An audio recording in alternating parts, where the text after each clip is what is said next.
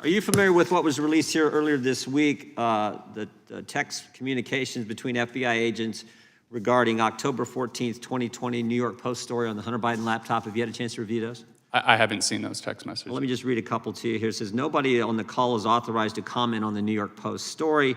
Twitter is treating this as disinformation. I just want to read something that took place earlier that day. The way this day worked is the story came out. That day, Elvis Chan, a guy with the FBI, is meeting with the tech company, something he did on a regular basis in the run-up to the 2020 presidential election. At that meeting, someone asked, hey, there's this New York Post story. Is the laptop real? And we know this took place because we deposed Mr. Brady Olson, and he gave us this information. And he said, when that question was asked, the response was, yes, the laptop is real. Then we get these text messages, which we didn't have before, we just got them this week, these text messages which relate what happens after that. So the FBI has confirmed to Twitter at a FITF meeting on October 14th that the laptop is real. And then we have these text messages back and forth where they says no one is authorized to comment further. Twitter is treating this as disinformation.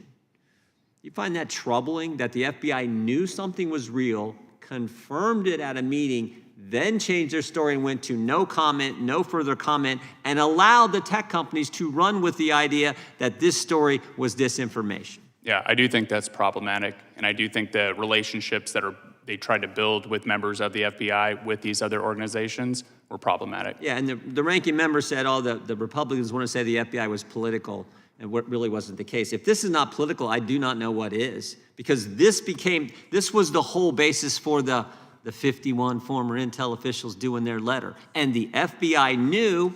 Now we have written evidence they knew, coupled with the deposition we took before where they admitted this. And then later in the day when they're meeting with other tech companies, they go with no comment. And they even admit here Twitter is running with the disinformation story. Even before the 51 intel officials come out with their letter, which is baloney, they're running with that. And the FBI was part of fostering and promoting that story. It's unacceptable. Totally unacceptable. And it shows how one bad apple, and there were probably others, but you can see how much of a problem that is. And that one bad apple behaves that way, the entire Bureau's reputation is impacted. Yeah. Trust is lost across the country. And so that's why it's so important to find folks like that, going back to the entrenched bureaucrats.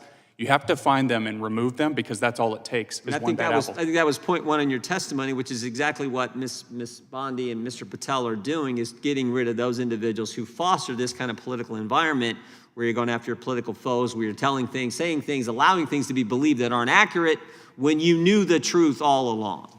That's right. I yield back.